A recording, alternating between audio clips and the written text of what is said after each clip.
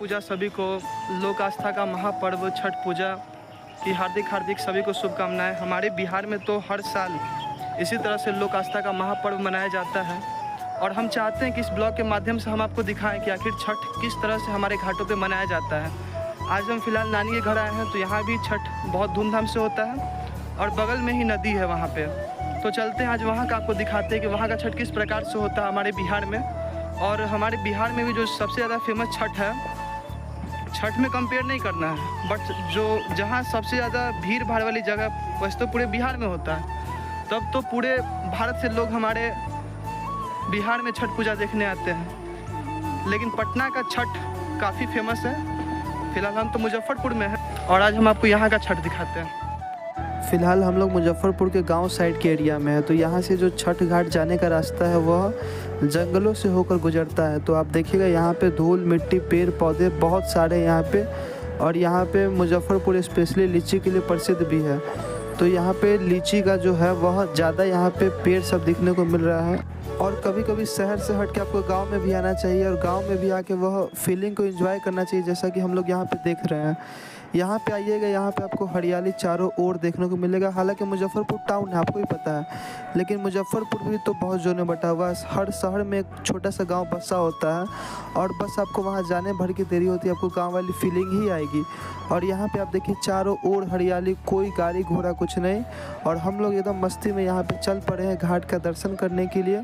और मैं आपको यहाँ पे बताना चाहूँगा कि जो छठ होता है वह हमारे घर पे ही होता है, हमारे छत पे ही होता है। तो पहले तो हम आपको यहाँ पे घुमा देते हैं घाटों पे कि आखिर यहाँ के घाटों पे किस तरह का छठ होता है, और थोड़ा सा यहाँ पे एडवेंचर टाइप का भी हो रहा है।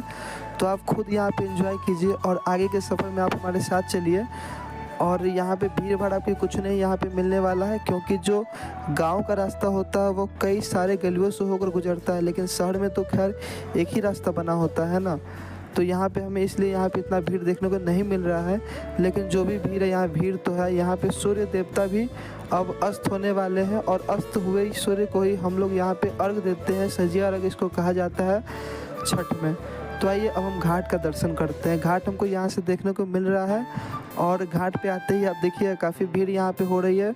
मोटरसाइकिल बाइक हर कुछ यहाँ पे देखने को मिल रहा है, और यहाँ पे प्रशासन द्वारा व्यवस्था काफ़ी बढ़िया की गई है। और थोड़ा सा हम आपको आज छठी मैया की कथा भी सुनाने जा रहे हैं। छठ पूजा से जुड़ी एक पौराणिक कथा राजा प्रियव्रत से जुड़ी हुई मिलती है। इस कथा के अनुसार किसी राज्य में प्रियव्रत नाम का एक राजा हुआ करता था। राजा और उनकी पत्नी मालिनी हमेशा परेशान रहते थे क्योंकि उनकी कोई संतानें नहीं थी। उन्होंने संतान प्राप्ति के लिए बहुत से उपाय किए, लेकिन कोई नतीजा नहीं निकला। वे निसंतान रहे। एक बार राजा प्रियव्रत और उनकी पत्नी संतान प्राप्ति की कामना के लिए महर्षि कश्यप के पास गए और बोले, हे महर्षि, हमें कोई ऐसा संतान नहीं है, कृपया हमें संतान प्राप्ति के लिए कोई कारगर उपाय बताएं। राजा प्रियव्रत का दुख सुनने के बाद महर्षि कश्यप ने संतान प्राप्ति के लिए राजा के यहाँ भव्य यज्ञ का आयोजन करवाया। महर्षि कश्यप ने यज्ञ आहुति के लिए खीर बनवाने का आदेश दिया। फिर महर्षि कश्यप आहुति के लिए बनाई गई खीर को राजा प्रियव्रत की पत्नी मालिनी को खिलाने के लिए कहा। राजा ने अपनी पत्नी को वो खीर खिला दी। उस खीर के प्रभाव से रानी गर्भवती हो गई और फिर 9 महीने बाद रानी को पुत्र की प्राप्ति हुई, लेकिन वह मृत पैदा हुआ था। यह देख राजा और उनकी पत्नी को अधिक दुखी हो गए। इसके बाद राजा प्रियव्रत अपने पुत्र को लेकर शमशान गए और पुत्र वियोग में आत्महत्या करने के प्रयास करने लगे। उसी समय शमशान में एक देवी प्रकट होती है और देवी ने राजा प्रियव्रत से कहा, मैं ब्रह्मा की पुत्री देवसेना हूँ और सृष्टि की मूल प्रकृति के छठे अंश से उत्पन्न होने की वजह से मुझे षष्ठी कहा जाता है। मुझे अपनी चिंता की वजह बताओ राजा। राजा ने सारी बात बताई। राजा का दुख सुनने के बाद षष्ठी देवी ने राजा प्रियव्रत से कहा, अगर तुम विधि पूर्वक मेरी पूजा करोगे और दूसरों को भी मेरी पूजा के लिए प्रेरित करोगे तो मैं तुम्हें अवश्य पुत्र दूंगी। ऐसा वरदान मैं तुम्हें देती हूँ। और देवी के आदेश के अनुसार राजा ने कार्तिक मास के शुक्ल षष्ठी की तिथि को व्रत रखा और विधि पूर्वक षष्ठी देवी की पूजा की। साथ ही अपनी प्रजा को भी षष्ठी पूजन करने के प्रेरित किया।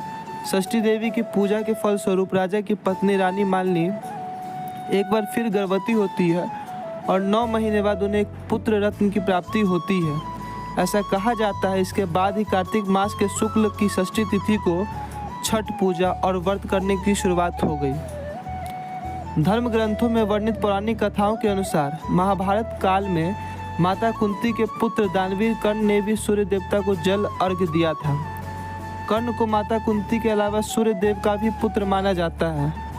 सूर्य देव की दानवीर कर्ण पर विशेष कृपा थी। ऐसा कहा जाता है कि कर्ण रोजाना सुबह उठकर घंटों तक सूर्य देव की उपासना करते थे और रोजाना सुबह पानी में खड़े होकर सूर्य देव को अर्घ्य देते थे। सूर्य देव की कृपा से कर्ण एक महान योद्धा बन गए। इसके अलावा छठ पर्व से जुड़ी एक और कथा के अनुसार पुराणों में उल्लेख मिलता है। इस कथा के अनुसार महाभारत में जब पांडव अपना सारा राजपाट जुए में खेल के हार बैठे थे, तब द्रौपदी ने भी छठ व्रत रखा था। द्रौपदी के व्रत और पूजा से प्रसन्न होकर षष्ठी मैया ने पांडवों को उनका राज्य वापस लौटा दिया था। तो ये थी कथा छठ की।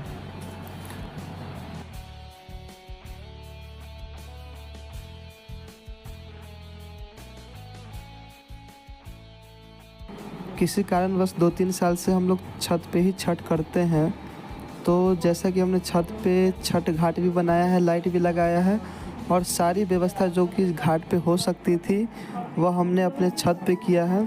किसी कारणवश हम घाट पे नहीं जा पाए हैं। तो यहाँ पे जो सूर्य देवता को अर्घ देने का जो सिलसिला है वो यहाँ पे शुरू हो चुका है। आप खुद इसे एंजॉय करें।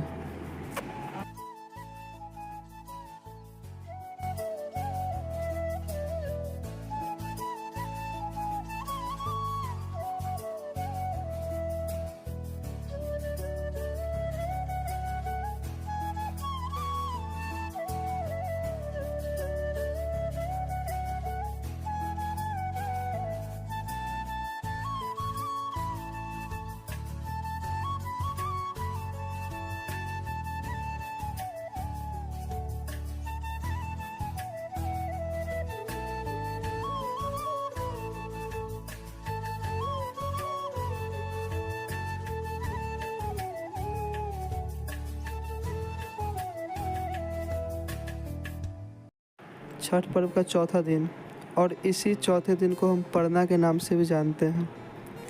और इस दिन सभी लोग सुबह सुबह नहा लेते हैं उठ करके और बस अपने सूर्य देवता की राह निहारते हैं कि सूर्य देवता आएंगे, दर्शन देंगे और सब पे कृपा करेंगे। तो हम भी लोग सुबह में उठ गए हैं और छत पे आए हैं और सभी चीज़ को हमने यहाँ पे काफ़ी बढ़िया तरीके से सूर्य देवता के स्वागत के लिए हमने यहाँ पे सजा दिया है। और आपको मैं व्यू दिखाना चाहूँगा कि मॉर्निंग व्यू नाइट व्यू से भी कितना अच्छा लगता है देखने में। आप इसको खुद एंजॉय करें और देखें कि आखिर किस तरह से यह लोक आस्था का महापर्व छठ को मनाया जाता है। और यहाँ तो ये सीन है, घाट पे तो और बढ़िया सीन देखने को मिलता है। आपको इस वीडियो में हम सब कुछ दिखाने वाले हैं। और सुबह हो गया, लगभग यहाँ पे 6 बज गए हैं और सूर्य देवता निकलने वाले हैं और सभी उनके इंतज़ार में हैं। और आसमान बिल्कुल साफ़ है, लेकिन सूर्य देवता इस दिन लुका छुपी भी खेलते हैं तो वो दर्शन इतना जल्दी देते नहीं है इस दिन।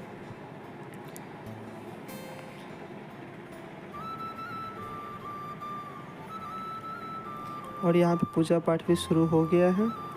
बस इनके स्वागत की तैयारी हो रही है कि सूर्य देवता आएंगे, दर्शन देंगे। इस दिन व्रती क्या करती हैं? व्रती जो होती है वह जल में खड़े होकर उगते हुए सूर्य का इंतज़ार करती है और उन्हें देखकर सूर्य को अर्घ देती हैं और इसी के साथ वो अपना व्रत तोड़ती हैं। तो ये छठ पर्व का महात्म्य है। यहाँ हमें सिखाया जाता है कि हमें यहाँ पे डूबते हुए सूर्य को भी अर्घ देते हैं, यहाँ पे उगते हुए सूर्य को भी अर्घ देते हैं। यहाँ पे ये दिखाया जाता है कि जिसका अस्त होता है उसका उदय भी होता है। छठ व्रत हमें ये सिखलाता है। तो आप खुद देखिए और एंजॉय कीजिए।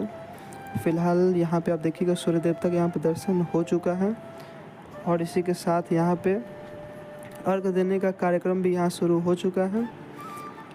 और इसी के साथ यहाँ पे अर्घ देने का प्रोग्राम शुरू हो चुका है। सभी लोग यहाँ पे अर्घ दे रहे हैं और इसके बाद यहाँ पे क्या होता है, प्रसाद बँटता है। और जो व्रती होती है वो अपना जो 4 दिन का जो व्रत होता है, 2 दिन का कठिन व्रत होता है, उसको यहाँ पे प्रसाद के साथ यहाँ पे अपने व्रत को खोलती हैं। तो ये है छठ पर्व।